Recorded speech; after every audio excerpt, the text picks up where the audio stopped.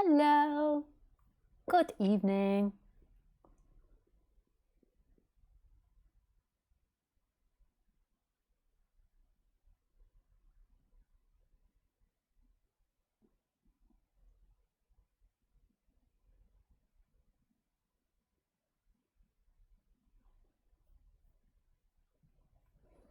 How are you this evening? I just realized that.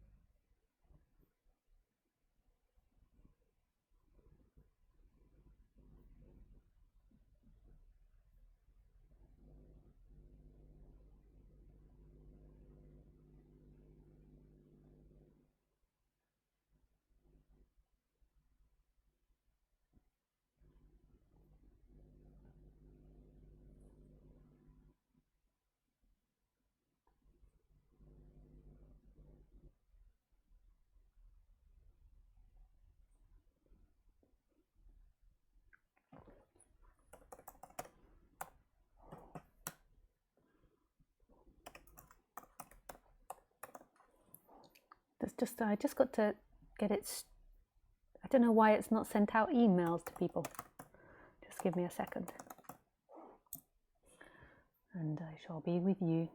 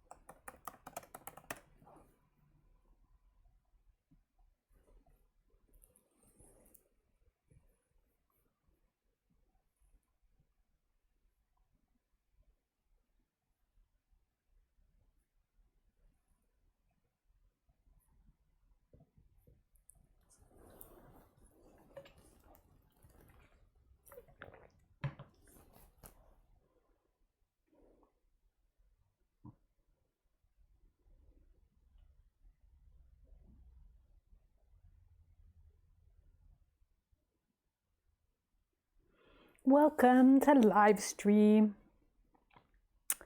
I hope you're all having a nice Sunday. Let me just tell you about how this works. So if this is the first time that you've ever tuned into one of these live talks, the way that it works is that you ask questions through Skype. And my Skype address is Lisa Cairns 12. That's Lisa Cairns 12.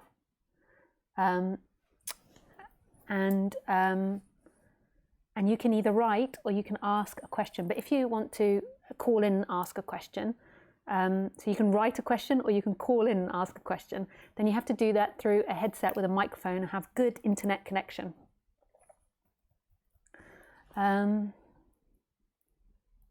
What else? I do these talks every Sunday and Wednesday at 6 p.m. French time, but always check my website to make sure that I'm streaming, because I'm not always streaming. And just to give you a heads up, I won't be streaming this coming Wednesday.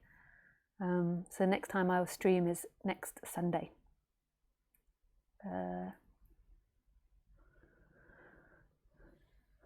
What else?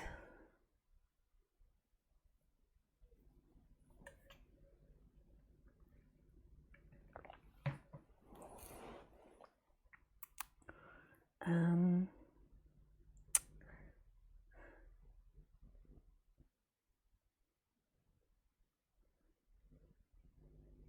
can't think what else. What else is there? Oh yes, my event in the south of Spain. So the next retreat I'm doing is the 23rd of May to the 30th of May. And that's in the south of Spain at a really beautiful venue. I was quite surprised that it's nearly halfway booked out, I think. I found out this morning. So half of the places have already gone. So if you want to book onto that, make sure that you book onto it soon. I'm pretty sure if you're wanting a single room, there'll be not so many single rooms left, because those are the ones that always go first, the single rooms. I was like, no, not another human. I'm the same. I like to have my own room when I'm on a retreat as well. Not when I don't mind a dormitory so much, but when I'm running my own retreat. And I used to do retreats right in the beginning. I used to do it at a friend called Stan's house, which I really enjoyed, in Holland. But he used to make me sleep in dormitory with girls and with Khaleesi. And just by the end of it, I was so exhausted, like constant talking. Like I just never got time off. Like whenever I went up to my room, there was always somebody in the room that wanted to speak, or not always actually, but it was exhausting. We sometimes did silent days actually, but also then looking after Khaleesi and walking Khaleesi and just making sure she's not annoying the other people I'm sharing with. Huh? Will you be a little bit annoying? Would you be a little bit annoying?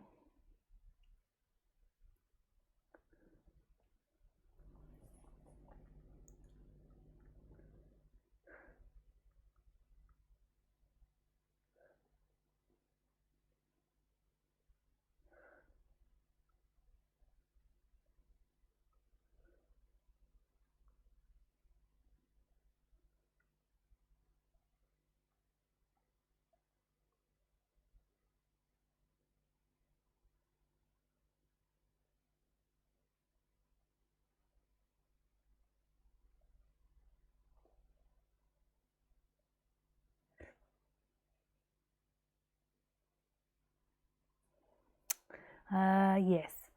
So I always like to do some silent sitting first of all. So I like to do maybe like between 5 and 20 minutes of silent sitting. So you're very welcome to join me. I don't do it for a particular reason. It's not that I think that this is good for you.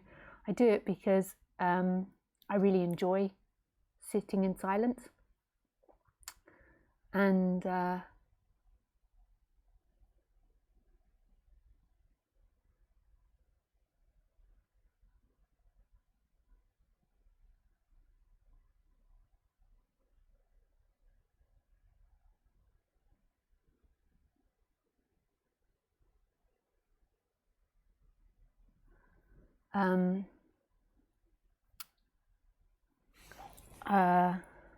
yes.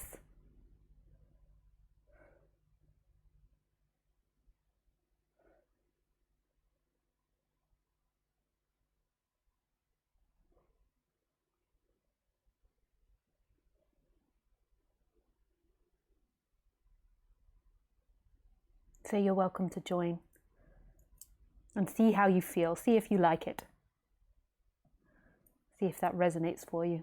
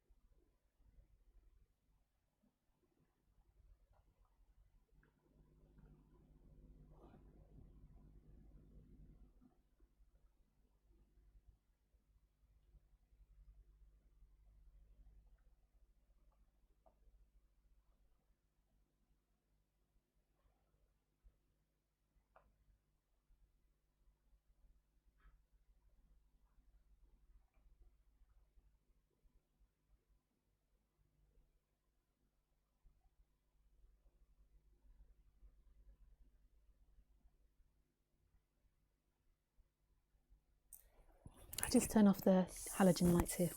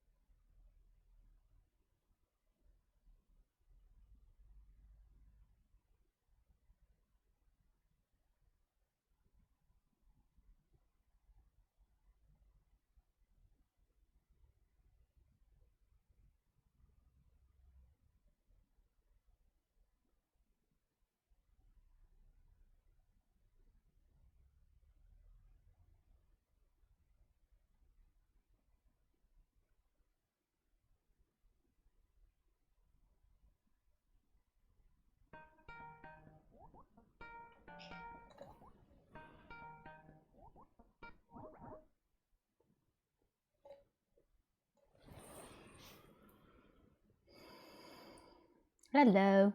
Someone just rung on Skype, which kind of brought me back. So hello. Oh.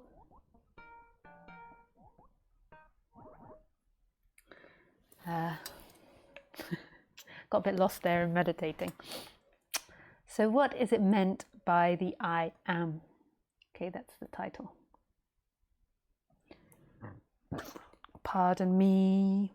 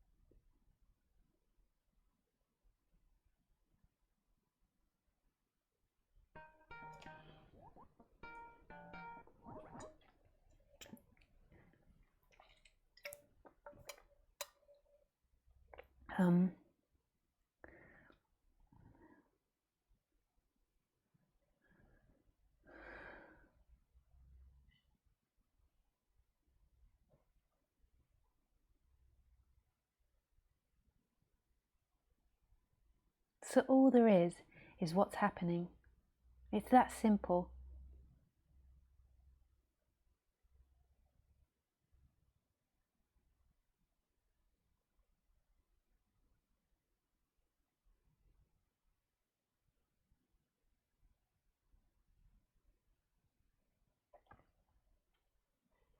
The person is endlessly trying to get somewhere. It's endlessly striving to be someone or something, and it doesn't care what it strives to be. It just wants to be. It just wants to exist as someone. It's like a mechanism that's running. And that someone makes it feel like consciousness and the I am, this sense of existence, belong inside the body, whereas actually there is no body. There is no one.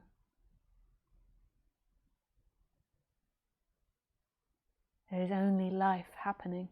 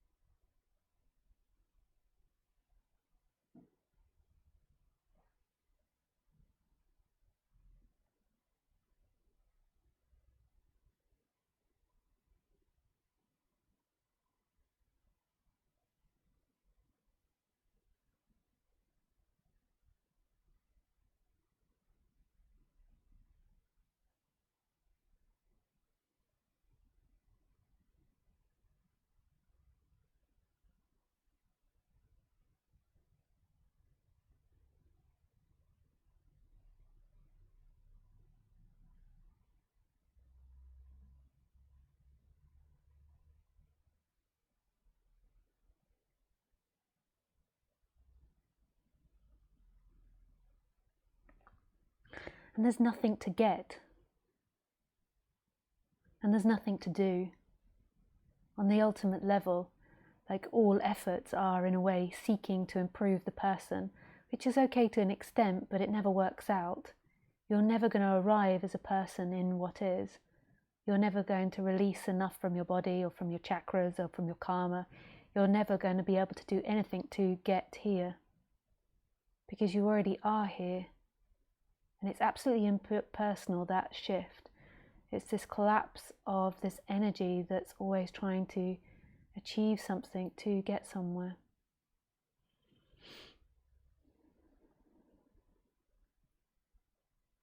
And if it doesn't chit-chat and talk about one problem, it will go on to the next problem. If it's not her, it's them, it's this, it's that.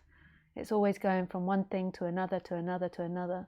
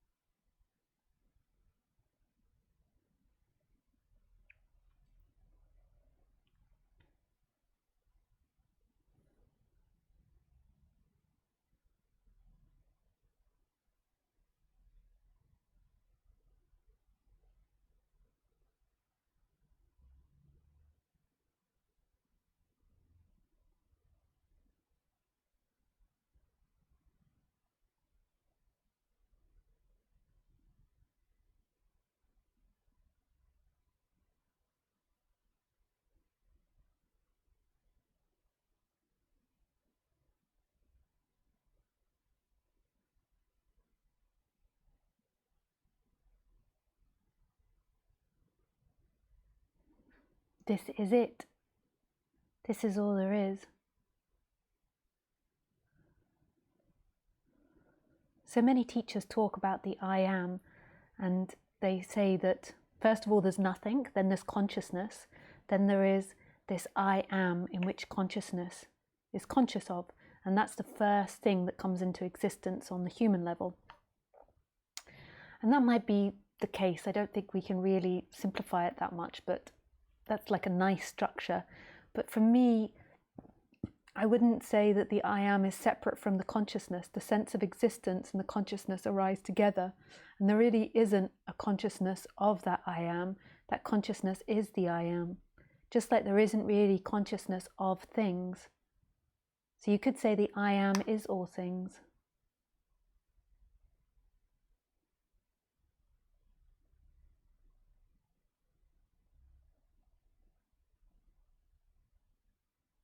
The brain really can't understand this. So if you're following this and you're like, this is really important, I understand it, you really can't understand it. There is nothing to understand. Who would understand? There is only what's happening, and it's an absolute mystery. And we don't know why things are working out. We don't know what is good or bad or right or wrong.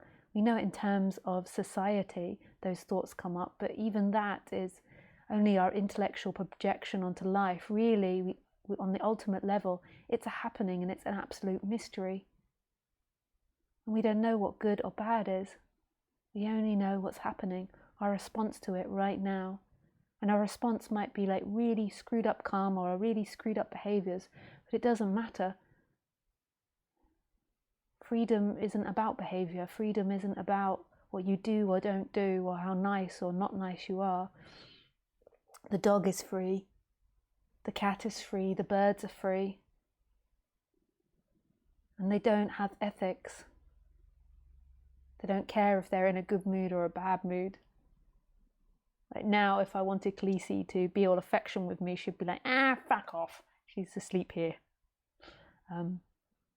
Like she'd be like, go away, Lisa. Go away, go away, go away, go away, go away, go away, go away.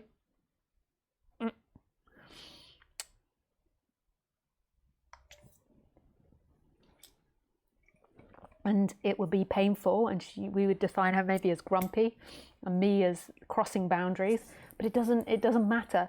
Liberation's got nothing to do with that. It settles down the person, and so the veil of you isn't so dense. But that's beside the point. Freedom, it's hopeless. Freedom isn't your doing. It's got nothing to do with you. You aren't the one that makes freedom. You aren't the one that does your life. Life is simply happening. It's appearing. And you can intellectualize this, and you can make it for you. You can put it into your personhood and be like, I'm somebody that doesn't do. I don't do things. It doesn't really matter. None of it matters. It's all happening. Like the rain falling, like the wind blowing, like the ocean pulsing. You know, pulsing with its waves.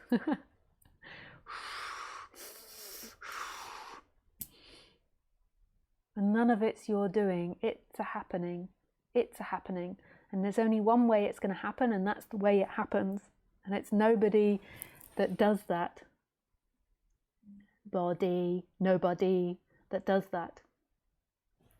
It's nobody's doing. Like right now, who is it that's breathing? Who is it that's looking? Who is it that's beating the heart or pumping the blood? It's a happening.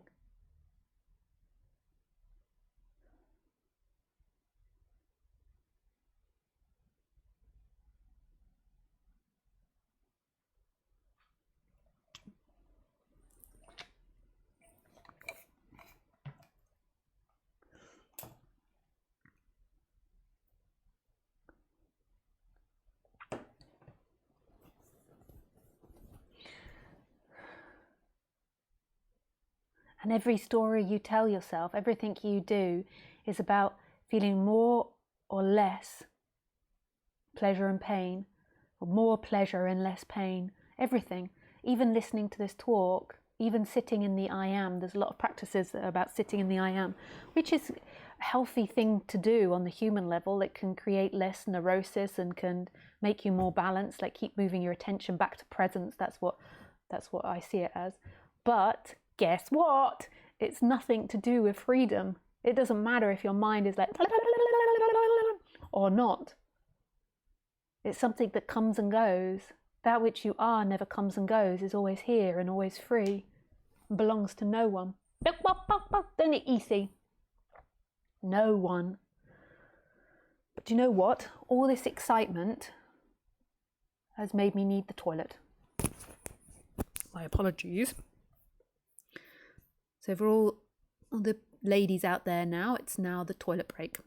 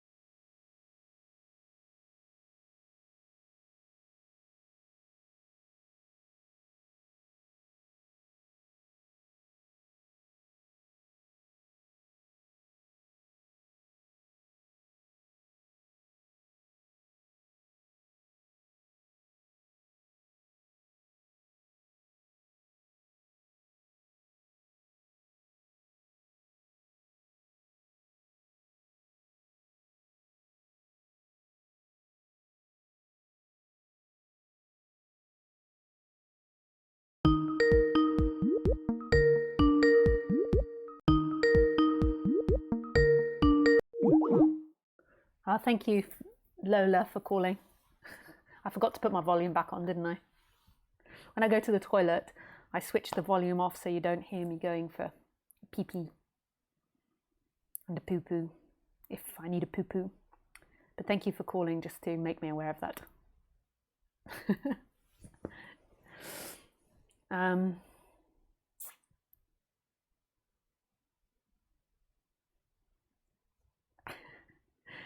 Thanks, guys. Thanks, Andy, for telling me.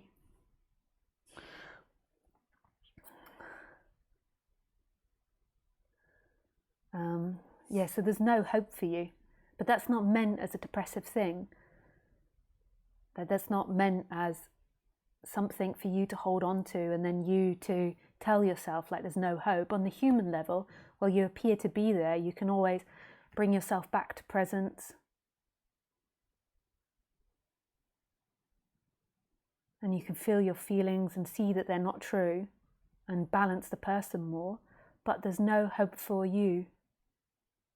Because you can't make this happen. You can't get there because who would get there? There is only this. There is nobody.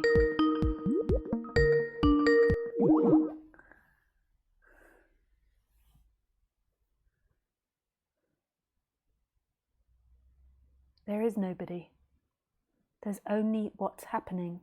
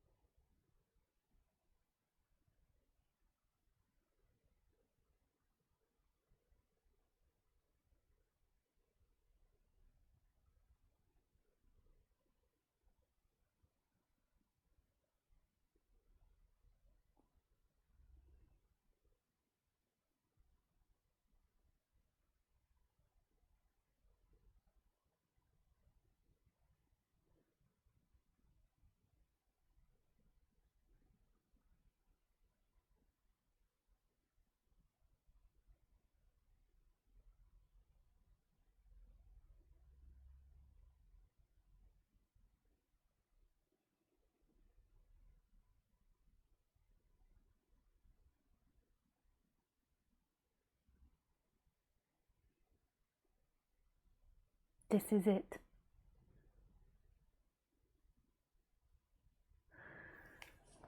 So you could say, what's the point talking about it?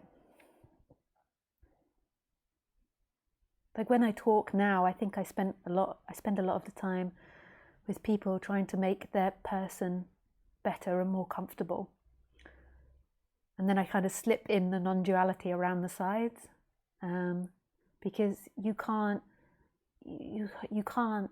do anything to get to non-duality. Doing happens, but you can't do anything because everything you do is based on this future outcome, and that you feel better in the future outcome, which is fine. That's the way we work. We move towards pleasure and we avoid pain.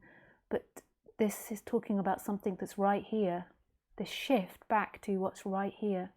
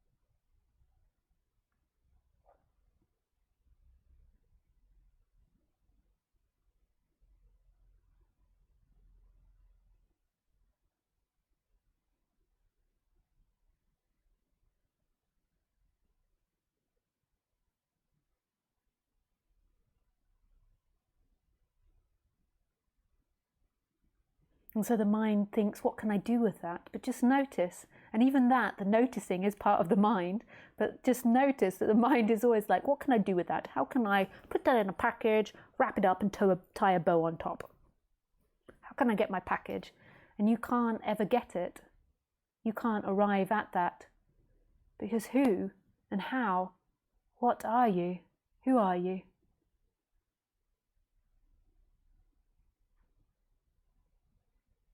You can make things better for you, and even that isn't actually you doing it, it's something that's appearing. So there is the appearance of this person that's making things better for itself. Even that's a happening and not actually someone, but it feels like you, that you're doing that. But that's all happening in the realm and the world of you. Like right here, there is nothing happening. There's nobody that's ever sinned, there's nobody that's ever had life, there's no past, there's no future, there is only what is. All of that is mind-made. For Khaleesi, she doesn't have a past, she doesn't have a life, she doesn't have friends that used to live in Thailand, she's from Thailand. She doesn't, she just has what's happening now, and she's just responding to life. Just simply responding to life. And when she's at my mum's house, my mum feeds the birds and the squirrels. And when you have a street dog from Thailand, like Khaleesi, maybe not all street dogs from Thailand are like this, Khaleesi is always alert about everything. Even when she's sleeping, I can see her ears working like tuk, tuk, tuk, tuk, tuk, tuk, to make sure there's no squirrel or bird in the garden. And so her morning times, which I think, well, it occupies her, are spent sitting by the window, making sure that the squirrel and the birds don't get any food, and if they do, she barks to go out. I let her out, then she chases them away, and then she barks to come in. And that's her morning routine, and she's absolutely ecstatic about that. And then she's also waiting for the post person to come as well, so she can bark at them, any deliveries, and she can guard the house. This is her routine at my mum's house. But she has no sense about that. Like when she's doing it, she can't think, oh, I've been doing this for 360 days. What is the point or the meaning of my existence? Why am I chasing these birds? What's going to happen to me in the future? Will I still get food? Will I still have enough money? Will I die alone on the streets, abandoned? Am I pissing Lisa off? If I piss Lisa off enough, will she stop loving me? No. Lisa can't do that. Her brain is like committed. Even though sometimes Khaleesi, the barking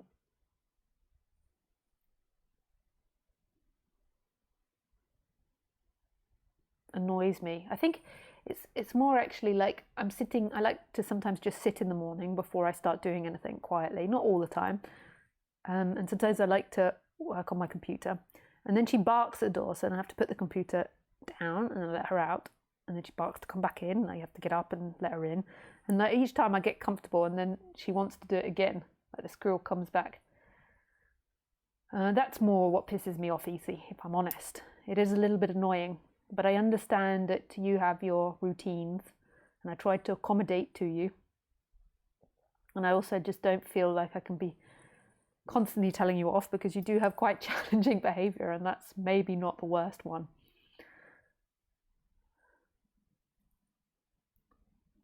And I kind of like think it's good that you have a job to do. Defend the house against squirrels and birds. But for her, she can't think about any of these problems. It's only humans. And what we do is we get lost in that story, and we believe that's who we are, and we believe that it's really happened. Whereas nothing's ever happened. And I'm not saying that as an extreme thing, that nothing's ever happened. There's only what is. It's totally empty. Life is empty. It means nothing. It's only the human that's attached to it, and in that attachment it suffers so much. And it's not even the person that's doing it, like there's not even someone there that's doing it. It's just an experience that's happening where life is attaching.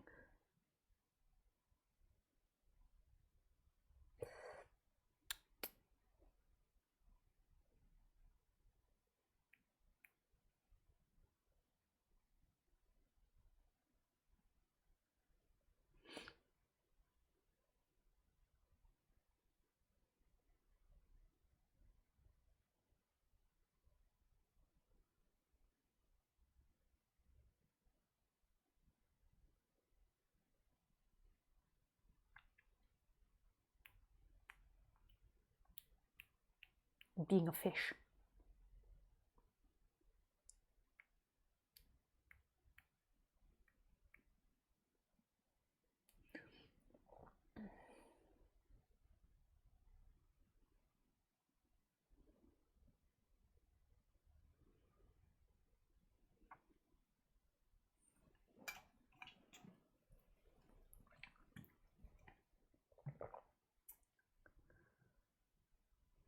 the thing is what happens in the person is that you set up your life on that. So like waking up becomes your new dream that the future will be better. Although the future will be the paradise that you're seeking for.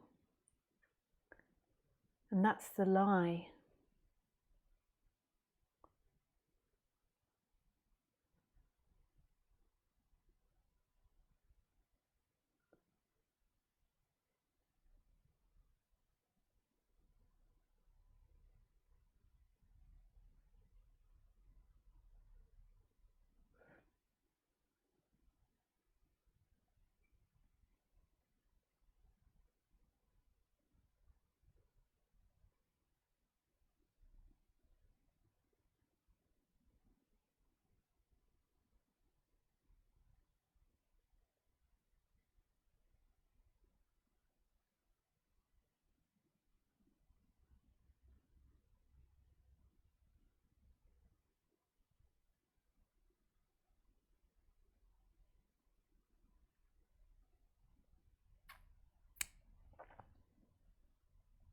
Yes. Okay, we go to questions now. There was someone that's very insistent on calling. Let's see who this is. His name was...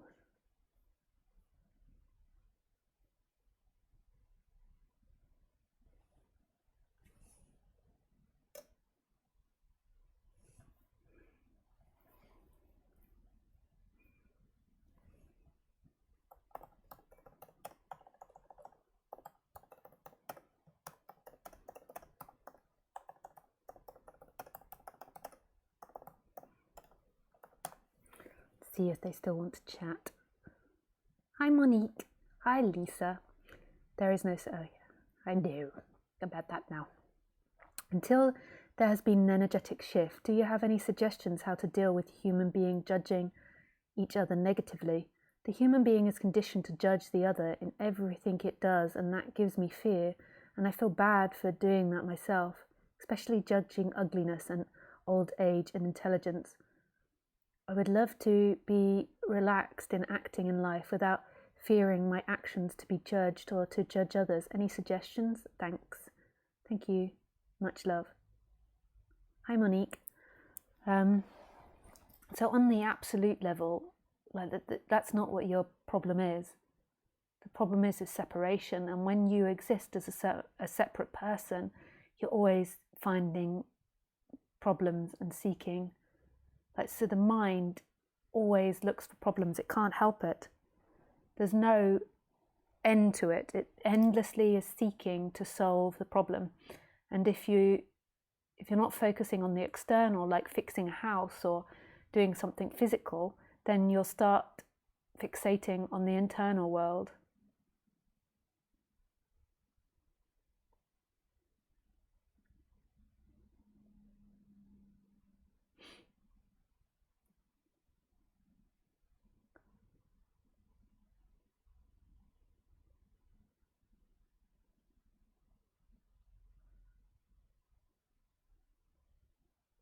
So on the ultimate level, it's just the functioning of the person.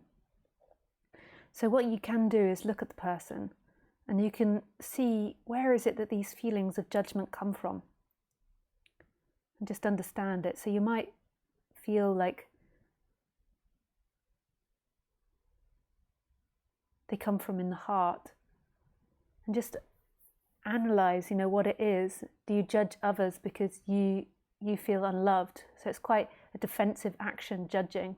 So is it that deep down you're seeking to be loved and approved of? Or is it a hatred of them and feel like they're taking from you or something through their ugliness or their stupidity? I can imagine that as well, like this sensation that they're taking from me, that they're bringing me down. So that might be more in the solar plexus or in the sacral chakra, and just see what it is that you're looking for in that. So what you might be looking for is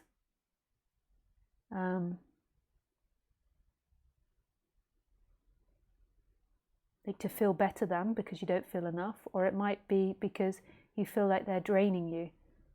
So you feel like their low power is taking from you, and you don't want that around you.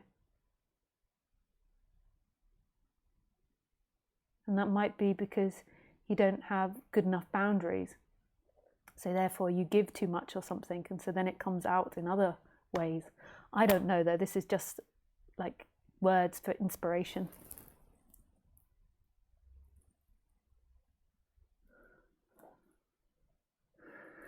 So that's something that you can do. So just seeing where it comes from. And you can shift these feelings through breathing. So in India they have something called pranya breathing, I think it's called. And in the West we have things like Osho, holotropic breathing. So Osho did something called chakra meditation, and you can look that up on my website under references. And also holotropic breathing or rebirthing, to help shift things out of the body and help get more in contact with the body.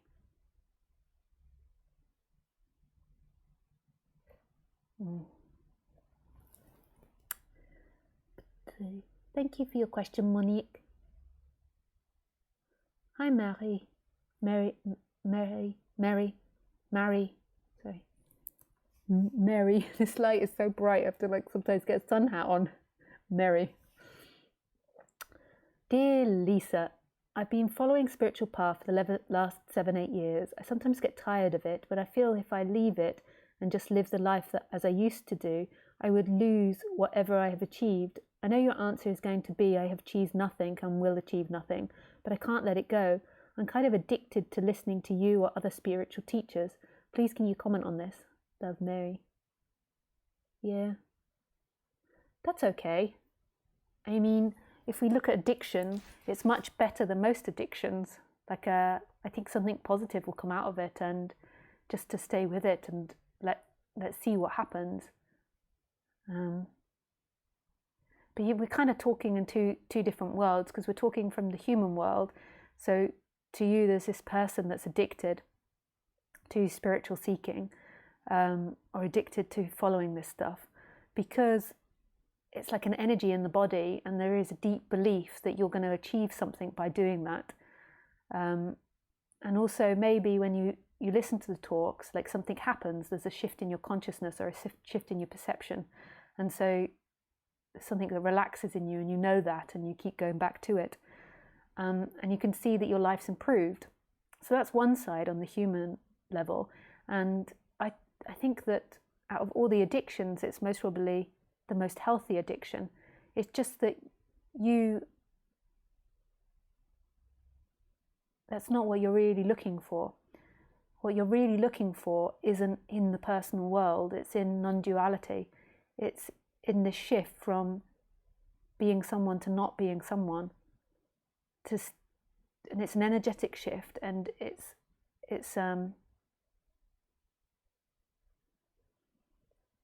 nothing to do with the person. It's simply living in that personal world, so living in this horizontal to then living in the vertical.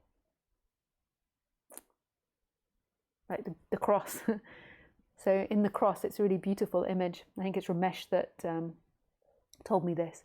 So we live solely as the humans in the vertical world, so in that vertical line of the cross. And non-duality and God, you could say, is the horizontal line down the middle. And when Jesus was killed on the cross, his heart resided where those two lines met, where this apparent vertical line, but horizontal. So it kind of disappears, like it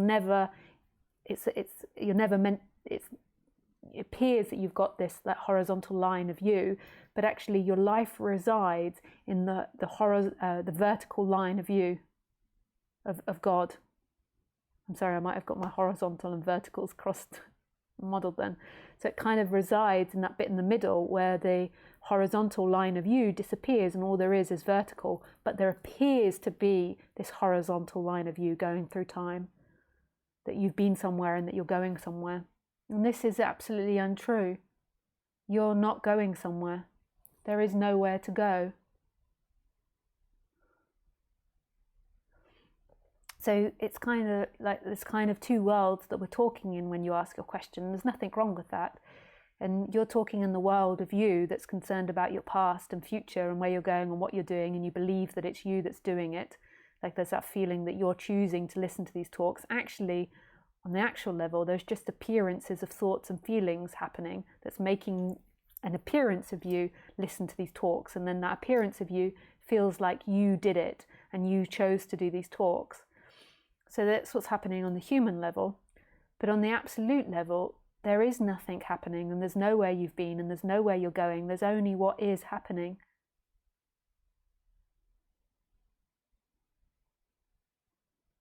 And it's radical and extreme and beautiful. And it's nothing to do with you. It's always here though. You never leave it. You're always in this moment. The appearance of you, everything that's happening, and it's what's home. You're always right here. It's so free, and it's impossible to talk about.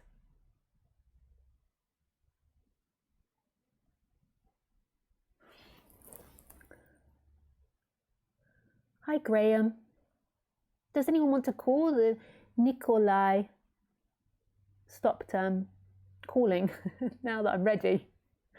Hi Lisa. Might seem strange to ask, but do you personally have any ambitions or goal? Yeah, I do. I'm currently writing a book about a cat that lives in a cult, and I would really like to publish that one day, or to have it published one day. And obviously writing it is an ambition and a goal, something that I work on every day or most days, and just keep plodding along on that. And also me and my partner are buying a house together, so that's an ambition and a goal. That's super exciting. And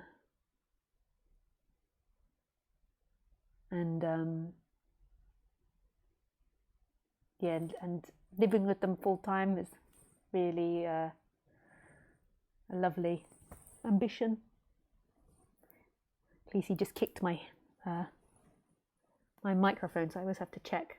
So that's really lovely ambition.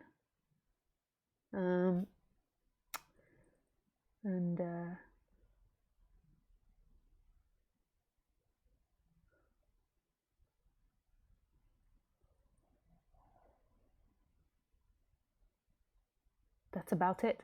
I don't have any ambitions with these talks and with the non-duality, but it runs along so perfectly, so I don't have any goals on it. I never really had any goals on it, but it sustains me. It's really amazing. Like I live full time from doing these talks. I live full time. That's not quite right. Yeah, like that's my main income. And yeah, I don't even have the ambition to enlighten anyone. It just is. It's to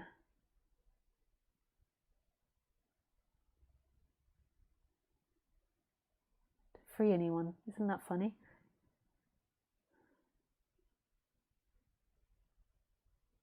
And my ambition with my talks is just to keep it the same as it is at the moment.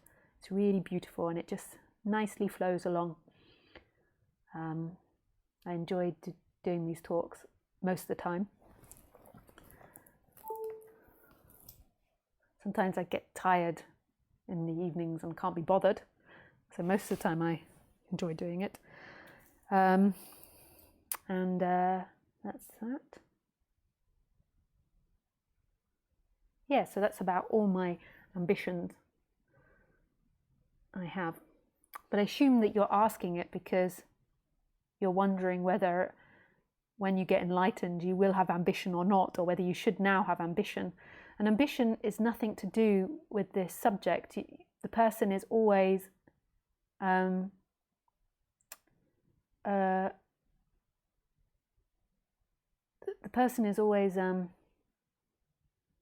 getting this subject muddled. So what happens in the personal world is when it gets into this subject, a lot of ambitions and seeking fall away. And then also a lot of people normally have an out of balance solar plexus, which is about ambition and striving. And so therefore, a lot of their action has been based on lack. And as that begins to dissipate, they underneath then don't have strong impulses to do things. And so they begin to, or they can sometimes fall into depression. Sometimes when they come into this subject, there's already depression there. And the depression normally is like lack of ambition and goal. It does change and it does reduce. It's not like I'm wanting to be like flying around the world, traveling, staying in 5-star hotels. Like it's, but fuck it, maybe somebody does. Maybe someone else does with different conditioning. It doesn't matter. That's got nothing to do with waking up. We have all these, we always are personifying waking up.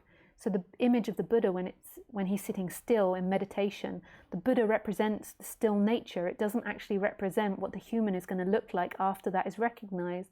And the human will look like whatever way it's conditioned and whatever energies it's interacting in. The more and more, like years and years have passed of being in this subject, I get the sense that life is so impersonal, and we're always influenced by that's around us. I've been watching this stuff about killer recently. Like, been watching these interviews and this stuff about this lady that killed her boyfriend or her partner. And what fascinates me about her is,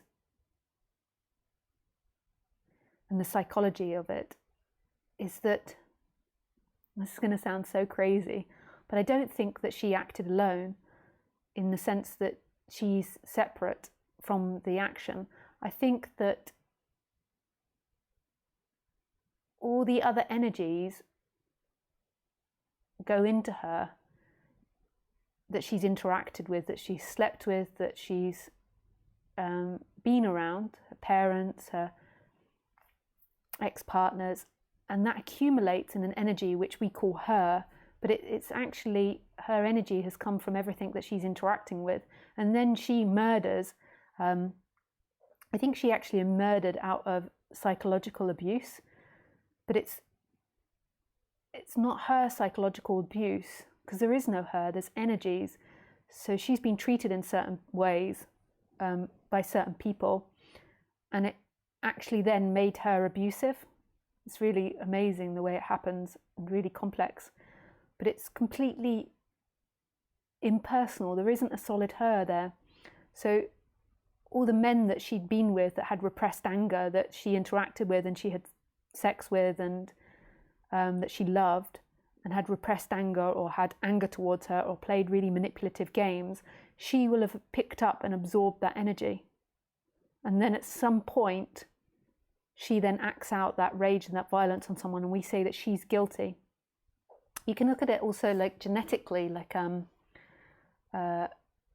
what the parents pass on as well. It's really impersonal, these things.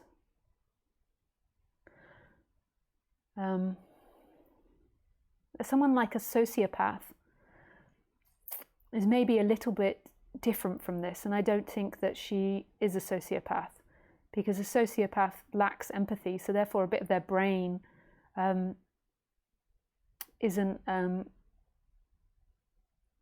active. So therefore, if they were to kick Khaleesi and she was crying on the floor, they can't empathize with that at all, whereas other people could empathize with it and wouldn't do it. So they would just do anything. So if they get angry, kicking something and seeing it in pain might be pleasurable to them. But what I've been researching and interested in is people that appear to have like this psychological breakdown. And there's a couple of women that I was watching on and researching that have these psychological breaks, and it fascinates the world, these, especially when women do it, because I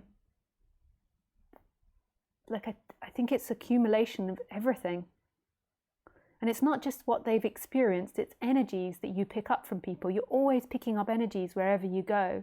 If you go into a room of angry people, you'll pick up that energy and it will go into your system. If you're living with someone year after year, you're picking up their energy and you're becoming a combination of you and them.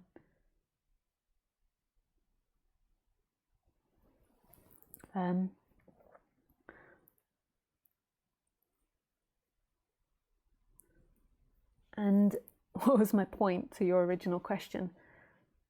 So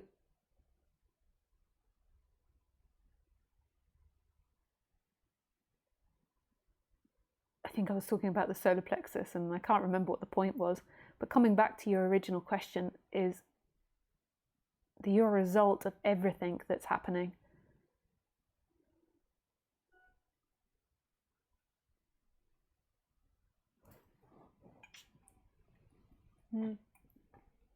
I can't really link that with your question. I could kind of and say that like your ambition and goal is to do with what's surrounding you as well, like and what has been surrounding you. But yeah, it's a bit naff to do that. I sort of went off on one and away from your question. I can't remember why I went off onto it. Does the drive to write a book or save up and buy a house take you out of presence, struggling to understand how one function with such a dichotomy? I don't know what that word says. Dick. Sorry, I just have to get my phone to speak that word to me. I can't get my computer to do it because it screws up the sound. Dichotomy. Dichotomy.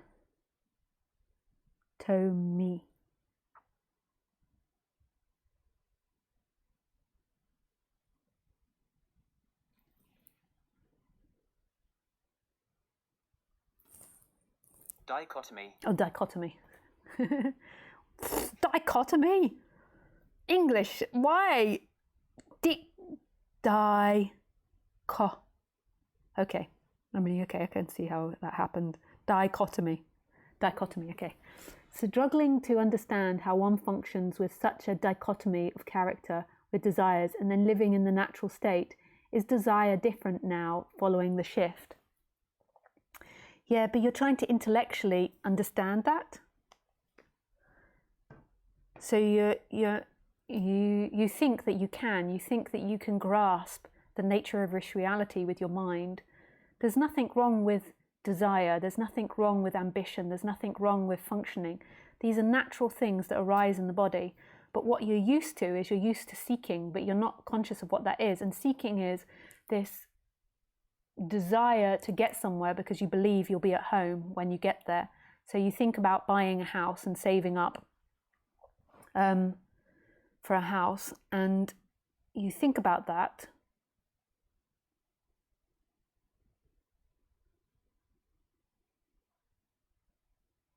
And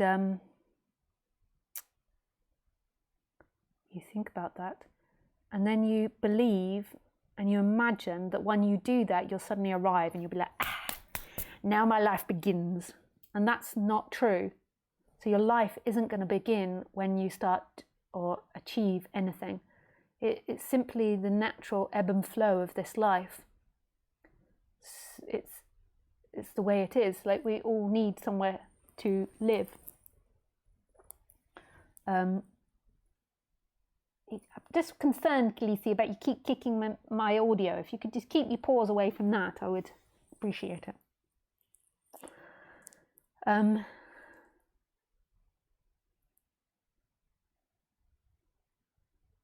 So this is like that is your belief that you'll one day make it and get somewhere. But then your body has natural flow, like it wants somewhere to live. It wants something to do. It doesn't want to just sit at home all day. Sitting and just staring into nothing or meditating can be really blissful, but you don't actually want to do that all day. At some point, your body wants to be active. It wants to do something. And like, I've heard different teachers. I remember Mooji saying that the external dictates what he does, So if he needs to do something, then the external will tell him.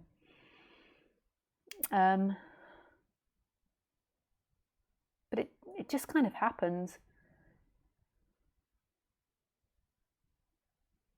So you're always trying to work out life, like how is it that I live this life? And on the human level, just go back to your feelings and thoughts and just see what your body's up to.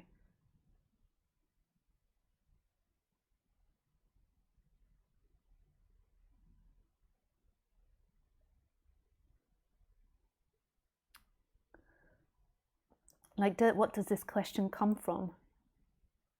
Like, does it come from a feeling of fear about the future, a feeling of being lost? Because all of these are human things and they've got nothing to do with non-duality. It's maybe your parents didn't encourage you enough to make your own decisions and to know what you want and what you don't want. Or maybe you've been in a relationship that's been very dominant in your life and you've never had the opportunity, or maybe you're scared of making decisions. So it's seeing what is your body saying and what is it doing, and seeing that it's not true. And then on the human level, you can imagine what it is that you want to do, like on the positive. So everybody has wants in their body, like ambitions, that they're there. If you just open up, like even if it's just sex, like I would like to have sex, I would like to have a girlfriend, I'd like more company. And it makes you feel positive and it vibrates with positivity. But this is all on the human level. That's not non-duality. That's not going to get you to non-duality. But that's a wise thing to do to make things better for you. Non-duality comes from this moment, right here. And it's not about you getting or not getting, it's just here. And it's not a contradiction because the you appears in this. And that's the place in which they meet. The you appears in this, but that's not reality. Reality is that this is it. It's totally empty.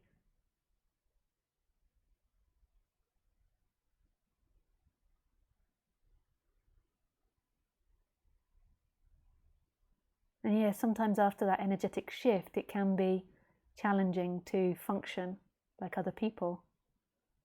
You tend to feel like a bit of a dribbling fool. Like, nice. Hi, Sam. I feel I am as the presence that lives, but if you say that life is happening, then isn't that I am also part of the happening? And if it is, then what does it mean to a non-dual level, if you get what I'm saying? So in traditional non-duality, the way they would say is that consciousness is looking at the I am. But actually, consciousness isn't separate from anything that it experiences. So there isn't a consciousness that's looking at anything. Consciousness is all appearances. And the I am, prior to I am Lisa or I am Ken or I am Sam, the I am is this sense of existence, that this is. You could say it's like a flavour of love. And that too isn't separate from anything. The person thinks I'm conscious, and the person thinks I am, and I'm looking out at the world, whereas actually consciousness and the I am are the world. They are everything. It's not an intellectual thing. It's not something you can ever pinpoint or get because it is all things. It's happening right here. And then you've got this small vessel of a person appearing in that, and then there is the belief that that is who you are.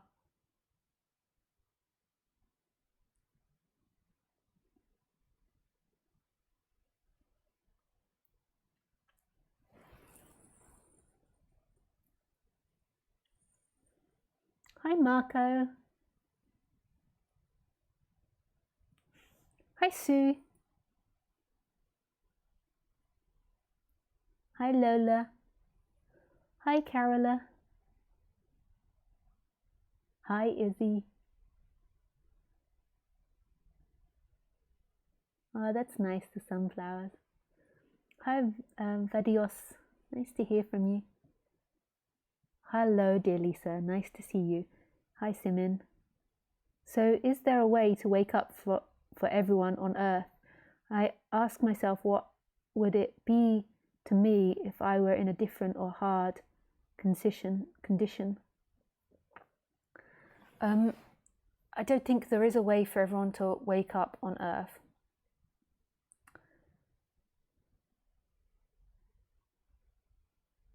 There's two different levels to that answer again. So on the human level, so this energetic shift in all the bodies,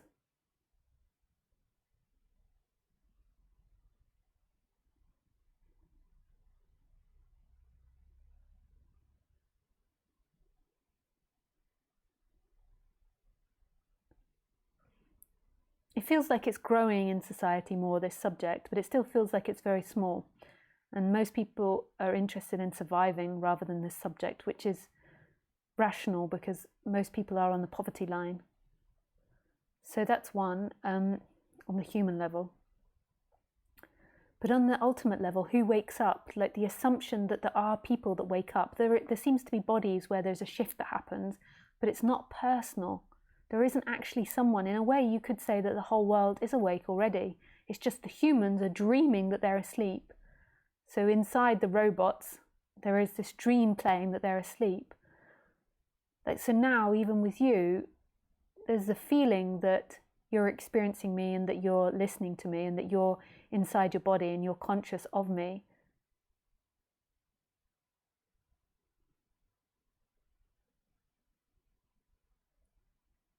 So there's the feeling of that.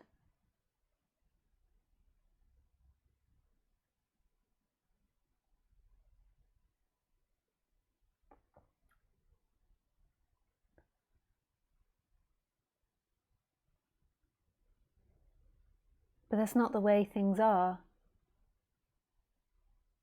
There is this stillness, this presence, this emptiness that's here, that's infinite, that's massive. And in that appears you, and it appears and disappears.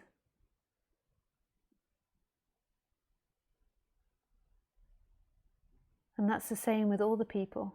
There's always this freedom in everybody, in the murderer, in the really unintelligent, in the disgusting behavior.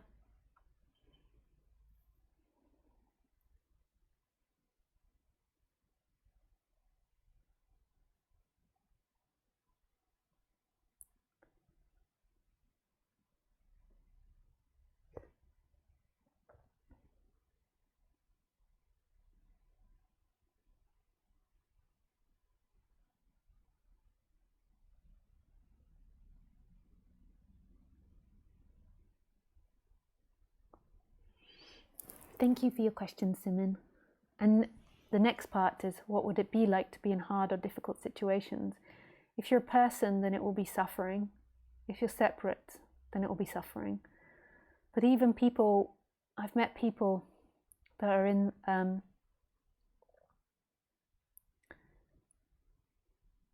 really luxurious settings and really privileged, and they're really suffering.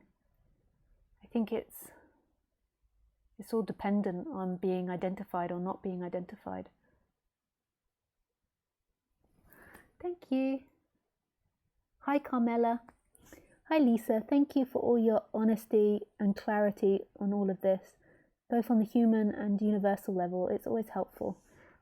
It's a pleasure, Carmela. Nice to hear from you. Hi, Graham. But that's it. When you say some people turn into gibberish wreck and don't anything for a few years and don't do anything for a few years, this really concerns me as I get nearer the cliff edge. I have a wife and daughter to support as well as business. Any thoughts? Yeah, my thoughts would be that, you know, that's your attachment. And it's just seeing that for what it is, that that's not true, that you believe that life works in a certain way, that you believe money comes to you because you work hard and you have a business, but you don't know how life works and what's good or bad. You only know this moment, and so there's an assumption that if you become a gibbering mess, then your business will collapse and you won't be able to support them again. But this is just a fear. That's your person. And if you weren't worried about that, you'd be worried about something else. That's what the mind does. It will be like onto something else. You'll be then worrying about something else affecting your business. Just goes from one thing to another.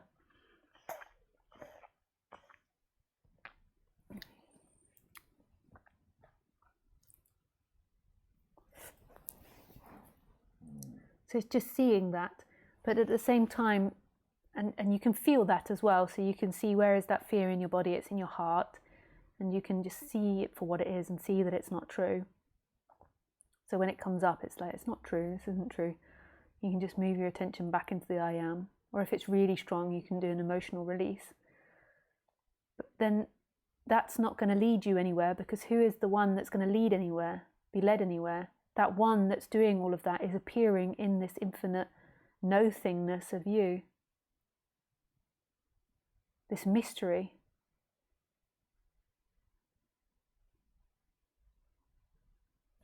Thank you, Graham.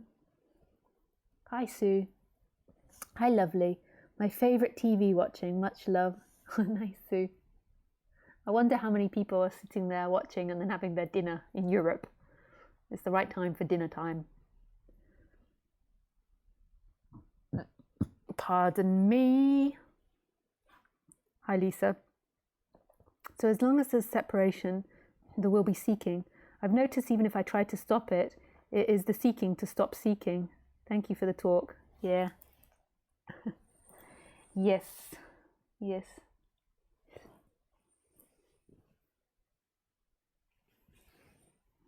Yes.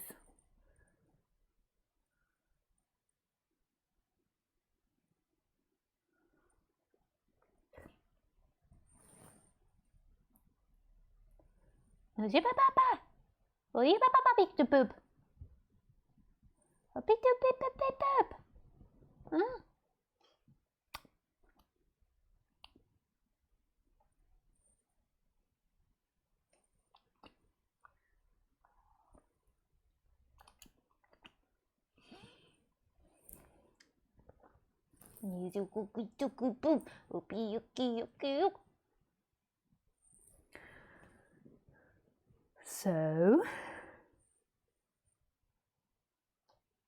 yes. So yes, it is totally hopeless for everybody. You will never make it, because who is this you? This you that's always dreaming about waking up like, or this or that. Who? Who? Who?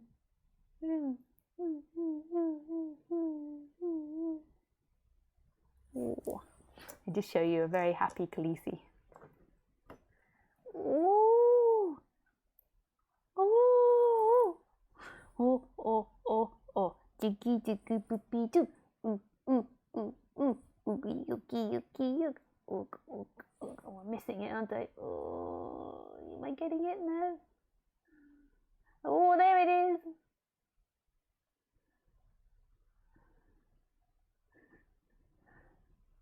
Oh.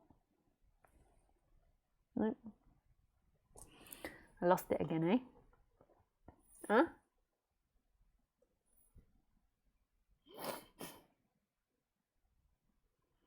Huh? Did I lose it?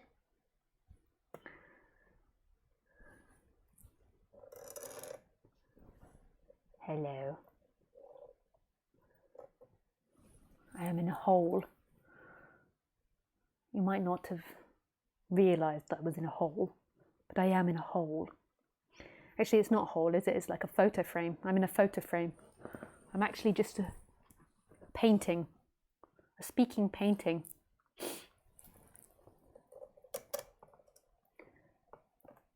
Okay, let's see if there's any more questions.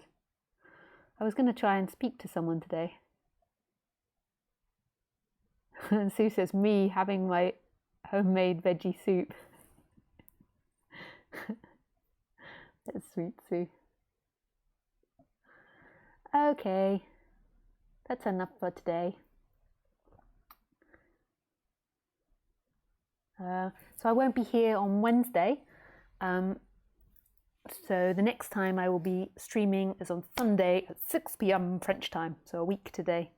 So I wish you a beautiful week, and thank you for all your questions and participation, and I send you all lots of love. Goodbye.